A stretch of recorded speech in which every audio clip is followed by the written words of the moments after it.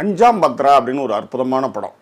இந்த படத்துக்கான இயக்குனர் மிதுன் மேனுவல் தாமஸ். இவர் தான் வந்து ஓம் சாந்தி ஒசானா படத்துக்கு ஸ்கிரிப்ட் ரைட்டர். ஓகே, ஆடு படத்துலேருந்து இவர் வந்து டெபியூ மூவி வந்து ஸ்டார்ட் ஆச்சு. ஸோ இவருடைய படம் தான் அப்ரஹாம் ஆஸ்லர். இந்த ஆஸ்லர் அப்ரஹாம் வந்து ஜெயராமுடைய சினிமா வாழ்க்கையில் அதிகமாக சம்பாதித்த திரைப்படம் அப்படின்ற பெருமை இந்த படத்துக்கு உண்டு. ஓகே, ஸோ இந்த படம் வந்து உண்மையிலே மிரட்டியிருந்தானுங்க, அப்படி தான் நான் சொல்லுவேன். உண்மையிலே இந்த படம் வந்து உண்மையிலே மிரட்டல் தான், அதில் மாற்றுக்கிறதே கிடையாது. இந்த படம் எப்படி மிரட்டிச்சு என்ன ஏது அப்படின்றது கொஞ்சம் விரிவாக பார்க்க போகிறோம். அதற்கு முன்பாக இந்த தளத்தை இதுவரை சப்ஸ்கிரைப் பண்ணாமல் சப்ஸ்கிரைப் பண்ணுங்கள், லைக் கமெண்ட், முக்கியமாக பெல் ஐக்கான் எடுத்தால் தான் உங்களுக்கு நோட்டிஃபிகேஷன் வரும். ஓகே, விரிவான விமர்சனத்துக்கு ஸ்ட்ரெயிட் ஆன் வித் அஸ்.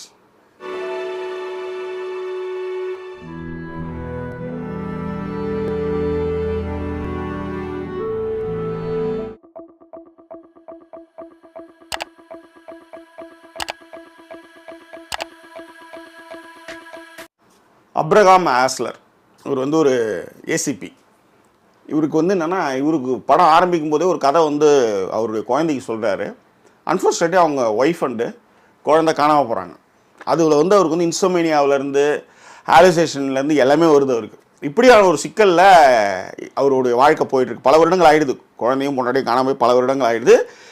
இதில் வந்து இவர் வந்து இன்னமும் போலீஸ் டிபார்ட்மெண்ட்டில் ஒரு திறமையான ஆள், நீ போவாத அப்படின்னு சொல்லி அவருக்கு வந்து சீட்டை கொடுத்து வச்சுருக்காங்க. அப்போ தான் வந்து நகரத்தில் தொடர் கொலைகள் ஸ்டார்ட் ஆகுது.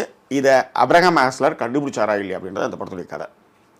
ரைட், ஆர்டிஸ்ட் பர்ஃபார்மன்ஸை பொறுத்தவரையிலையும் ஜெயராம் வந்து சூப்பராக பண்ணியிருக்காரு. அவர் ஏதோ முட்டியில் ஏதோ பிரச்சனை நினைக்கிறேன். நிறைய இடங்கள் ஓடும்போது அவருக்கு வந்து நிறைய பிரச்சனை இருக்குது. ஆக்சுவலி மூட்டு வலி ஏதோ சம்திங் லைக் தட். ஏன்னா இன்டர்வல் பிளாக்ல அந்த சண்டை காட்சி டைமில் பார்த்தீங்கன்னா அவரை நம்ம கூர்ந்து கவனிக்கும் போது நம்மளுக்கு இந்த சியான் விக்ரம் மாதிரி அவருக்கு வந்து ஏதோ ப்ராப்ளம் இருக்குது. ஸோ அது மாதிரி பண்ணார். அவர் நல்லா தான் பண்ணியிருந்தார், நிறைய இடங்களில் சூப்பராக பண்ணியிருந்தார். சில இடங்களில் சட்டிலாக கூர்ந்து கவனிக்கிறது அந்த மாதிரியான விஷயங்கள் நல்லா பண்ணியிருந்தார். அடுத்தது வந்து இந்த படத்தில் முக்கியமாக நம்ம சொல்ல வேண்டியது வந்து யாருன்னா மம்முட்டி.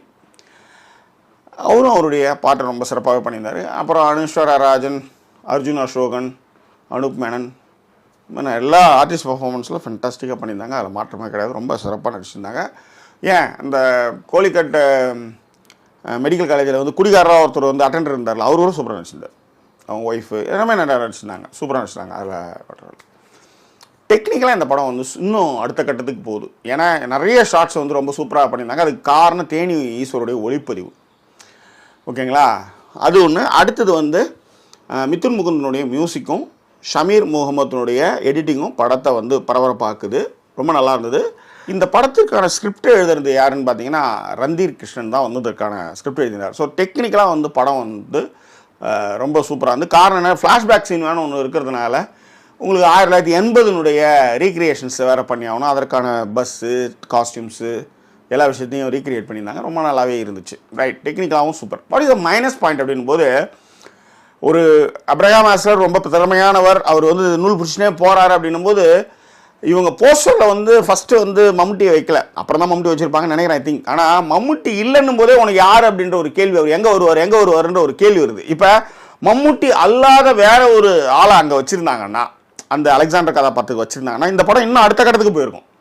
இப்போ எப்படியாவது விஷயம் கசியும்ல, ஆஸ்லர் படத்தில் மம்முட்டி, அப்போ மம்முட்டி எங்கடா இவ்வளோ நேரம் காணும் அப்படின்ற ஒரு கேள்வி இருக்குல்ல. ஸோ அப்போ வந்து அது ஈஸியாக அதை வந்து ஐடென்டிஃபை பண்ணிடலாம் அப்படின்றது இந்த இதில் வந்து மைனஸ் பாயிண்ட்டை நான் சொல்கிறேன். ஸோ மைனஸ் பாயிண்டில் இன்னொரு விஷயம் என்னென்னா, இப்போ நான் ஒரு தப்பு பண்ணுறேன், அந்த தப்புக்கான தண்டனையை நான் தான் அனுபவிக்கணும். இப்போ வந்து நீ தானே என் குரல் வலையை அறுத்துட்ட, இரு உன் கையை வெட்டுறேன், ஒரு கை இல்லாமல் உன்னால் வாழ்க்கை ஃபுல்லாக எப்படி இருக்க முடியுதுன்னு பார்க்குறேன், இதுதான் வந்து தண்டனை. ஆனால் இந்த படம் அப்பாவிகள் பக்கம் போகுது. ஏன்னா வலி எனக்கு, அதாவது இதில் என்னென்னா அதை தான் சொல்லுவாங்க, இந்த நடந்து போகும்போது சூடு அதிகமாகிடுச்சுன்னா பச்சை குழந்தைய ஒருத்தவ பெரிய இந்த மாதிரி ஒரு மே மாதத்தில் ஆற்ற கடந்து போனாலாம். பச்சை குழந்தை, பெத்த குழந்தை, பச்சிலம் குழந்தைன்னு போது யோசிச்சுப்பாரு. ஆனால் சூடு தாங்காமல் குழந்தைய கீழே போட்டு டப்புன்னு மேலே ஏறிட்டாலாம். அது சொல்லுவாங்க ஊர் பக்கம். அதாவது சுயநலமாக நம்ம மனசும் நம்ம உடம்பும் எப்படி வந்து எல்லா எக்ஸ்ட்ரீமுக்கும் போகுன்றதுக்காக அந்த பழமொழியை கிராமத்து பக்கம் சொல்லுவாங்க. அந்த மாதிரி புள்ளதானே செத்து போச்சு, நான் உயிரோடு இருக்கணும்னு நினைக்கிறேன், அப்போ இருப்பான்ல. அப்போ அந்த தண்டனைன்றது யார் சம்பந்தப்பட்டாலும் அவனுதான் அது போயிடும்.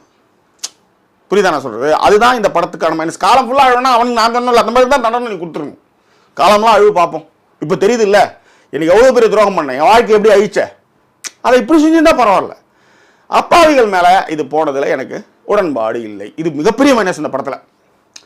1000 காரணங்கள் சொன்னாலும் அவங்க என்ன தப்பு பண்ணாங்க, பிறந்தது தப்பா அப்படின்ற ஒரு விஷயம் இருக்குல்ல. Correct. What is take away போது மூவ் ஆன் அப்படின்றது ஒரு விஷயம் இருக்குது. ஆனால் ரொம்ப கஷ்டம். ஒரு மனுஷனும் நம்ம ஏதோ ஒரு விஷயத்துக்கு தான் நம்ம இங்கே பிறந்திருக்கோம் அப்படின்றத நினச்சி, அதாவது ஒரு யாரோ ரோட்டில் போகிறவங்ககிட்ட வந்து ஒரு பொறுப்பை கொடுக்கல, அதை தூக்கம் வரலன்றதுக்கு ஒரு விஷயம் சொல்லுவான். அதாவது இப்போ வந்து மென்டலாக அவனுக்கு வந்து நிறையா விஷயம் கொடுத்துட்டேன், இப்போ நான் ஃபிசிக்கலாக கொடுக்குறேன், டெய்லி நிறைய எக்ஸசைஸ் பண்ண, ஓடு கீடு, அந்த அசதியிலே உங்களுக்கு தூக்கம் வந்துடும் அப்படின்னும். அந்த மாதிரி விஷயங்கள்லாம் ரொம்ப நல்லாவே பண்ணியிருந்தாங்க. பட் ஒரு பொறாமையினுடைய எக்ஸ்ட்ரீம்ஸாக இப்படி வந்து ஒரு மருத்துவ மாணவர்கள் இப்படி இருப்பாங்களா அப்படின்றதும் ஒரு விஷயம் இருக்குது. But anyway, what is the conclusions and rating? படத்துக்கான ரேட்டிங் 5க்கு 3.75. நான் சொன்னது மைனஸ் பாயிண்ட் வந்து நான் சொன்னேன்ல, அதை இவங்க தவிர்த்துருக்கும். பட் ஒரு ஆரம்பத்துலேருந்து அப்படியே நூல் பிடிச்சிட்டு போகிற மாதிரி கரன்னு போயிருக்கு. அதில் வந்து இந்த படத்தை வந்து நிச்சயமாக பாராட்டலாம். நிறைய இடங்களில் வந்து நம்ம வந்து அடைப்பட வச்சுருந்தாங்கன்னு வச்சுக்கோங்களேன். அது ரொம்ப நல்லாவே இருந்தது. ஓரளவு நம்மளால் கெஸ் பண்ண முடிஞ்சாலும் பரபரப்புக்கு பஞ்சம் இல்லாத ஒரு திரைக்கதையும் இயக்கமும் படத்துக்கு மிகப்பெரிய பலம். ரைட். இந்த படம் ஹாட் ஸ்டாரில் இருக்குது, தமிழ் டப்பிங்கோடு இருக்குது. பார்த்து என்ஜாய் பண்ணுங்கள். ஒரு நல்ல க்ரைம் த்ரில்லர் பார்த்து திருப்தியே இந்த திரைப்படம் கொடுக்கும் அப்படின்றதுல மாற்றுக்கிறதே கிடையாது. ஸோ பார்த்து என்ஜாய் பண்ணுங்கள். உங்கள் கருத்துக்களை பின்னோட்டங்களை தெரியப்படுத்துங்க. மிக முக்கியமாக நான் சொன்ன மைனஸ் பாயிண்ட் உங்களுக்கு ஒப்புமை இருந்ததுன்னா அதையும் நீங்கள் பின்னோட்டங்கள் தெரியப்படுத்துங்க. மீண்டும் வேறொரு எபிசோடில் உங்களை நான் சந்திக்கிறேன். அதுவரை நன்றி கூறி விடைபெறுவது உங்கள் ஜாக்கி சேகர். வணக்கம்.